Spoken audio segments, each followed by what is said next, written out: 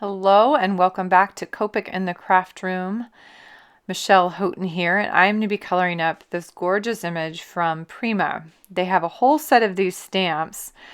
She barely fits on a standard card shape and actually doesn't really. So if you're doing kind of your quarter sheet card, she is not going to fit on there. I've used a little bit bigger sheet of paper in order to stamp her. I've tested out some colors that I know I want to use on her skin. But just so you know, when using darker skin tones, a lot of times as you start layering up, you'll start getting that sticky appearance of your ink, especially with so many layers. So just be aware of that and know that it's going to take some practice and take some work. So I am starting with an E53 and I am basing the entire area of skin with that. Now, you might be questioning, this is a lighter skin tone, and I had already said that this was going to be a darker skin tone. It will be. I use usually one of the lighter earth tones to base the skin in, and that color is going to completely disappear. But I feel like I need it almost like a primer. Like if you were doing a darker paint color on a wall, that I feel like I need it as a primer to get that white away. For these darker skin tones. So next I'm coming in with an E33, and this step for me almost always takes the longest because all I'm doing at this point is I'm mapping out the color that I need, or mapping out the shading that I need. And so it takes a while because I'm thinking as I go, and I'm a type of person who I tend to add, especially on a bigger figure like this, some pieces that the stamp artist hasn't necessarily shown, like the dip at the base of your neck, the clavicle, kind of working my way around those. So I fiddle with that a little bit because when she has this beautiful open shoulder range, I tend to want to include that. So next I have an E15. Now this color, believe it or not, is going to cover everything I just did. So every place that I put that E33, I'm going back in and I'm covering entirely with my E15. It'll make sense in a little while. The E17 is next. Now, smaller amounts of this. So it goes all same places, but smaller amounts. So into those crevices, right at those edges, it just doesn't come out as far. I am doing small flicks at this point still. When I get to my E27, a lot of these places doesn't get flicks. It's just more of a little stripe. These go into the deepest spots on the face. So think about where it's going to be the deepest. At the very back of her neck, right in her armpits, the very back of her arm, might be around some of the creases of her eye.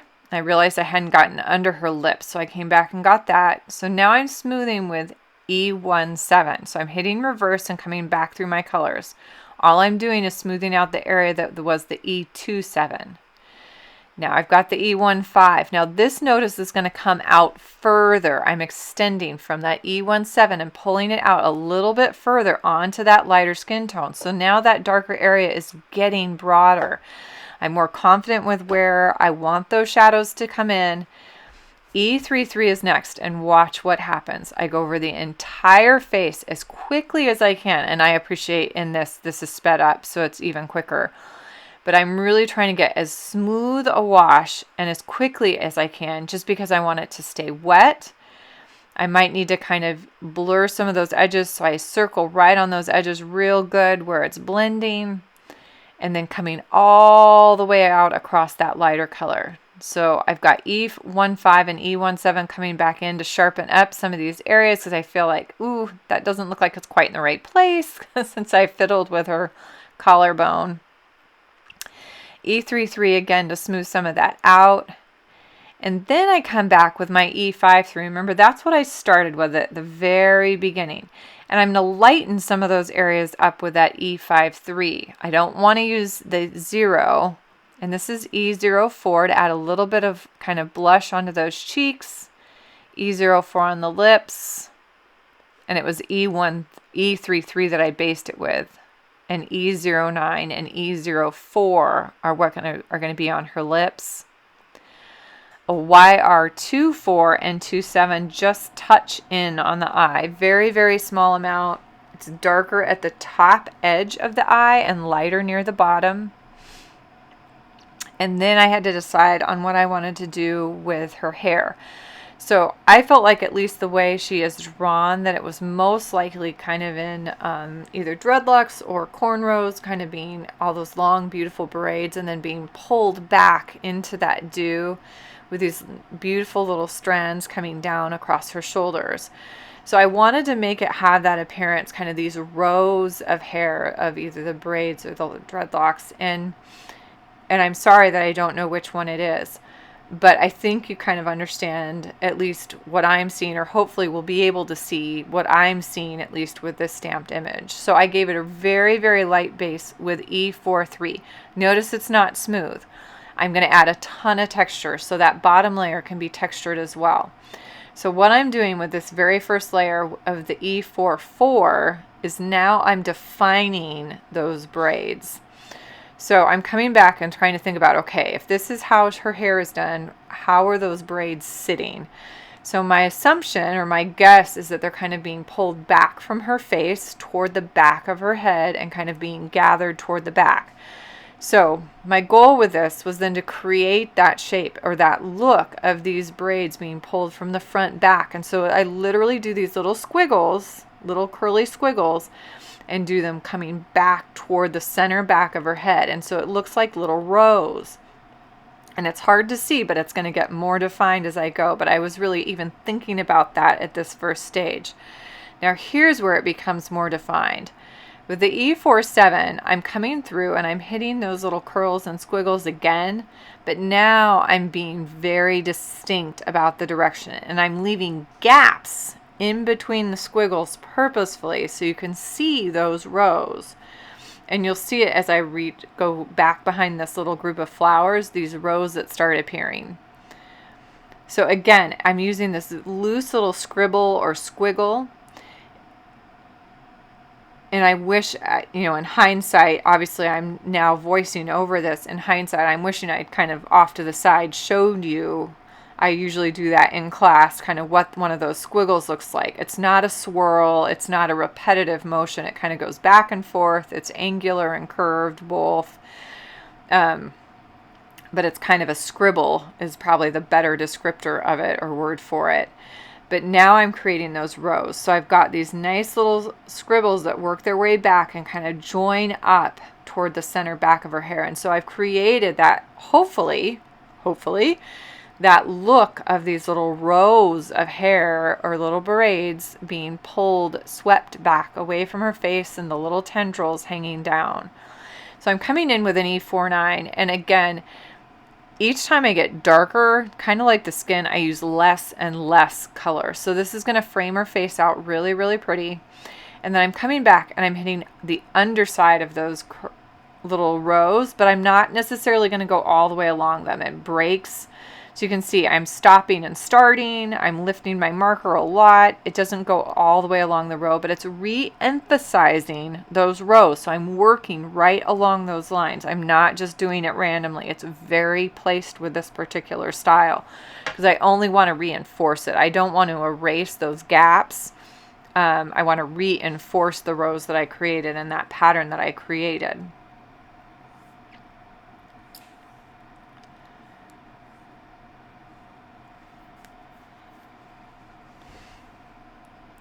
So I'm coming back. I touched in a couple little spots where I felt like there was still white showing through. So I touched those with the E43 just to soften it up a little bit. I didn't want it to have white showing through. I would assume with something like this, you don't have a lot of shine on this hair, in particular with the braids or the dreadlocks. So it's really, I just wanted it to have more of that earth tone underneath.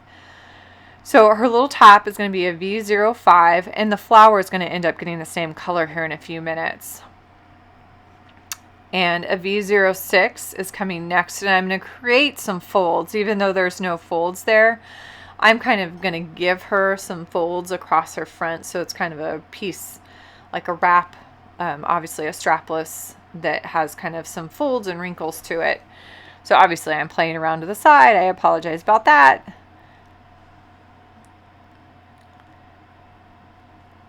and coming back in. So I jumped to the V09 to start, and I think I realized right away that this was going to be so dark I wasn't necessarily going to get those to blend together. So I grabbed a V06, and that actually worked fairly well. So I'm softening up around the V09.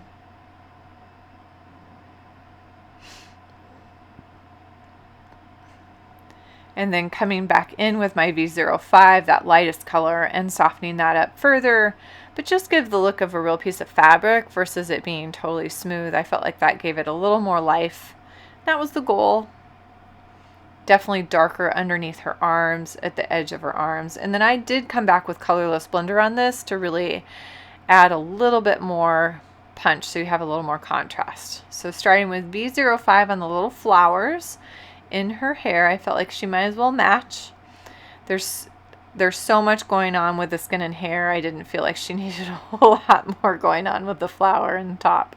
So V06 and the V09, just to really, again, give that dimension. That V09 is really going to add that depth that we love so much when we look at an image. So it's not flat anymore. Gives us that appearance of depth and dimension. Smoothing it out with a little V06. And then I went ahead and added a little bit of, I think I'm doing the centers yet. Nope, leaves next.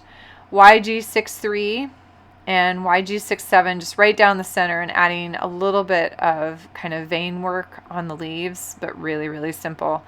Now, I don't ask why I did this to the center of the flower. I tried the Y21 and it was too light. I tried the Y26 and it was still like not what I wanted, so I added some dots of the Y28 and it was like, okay, whatever.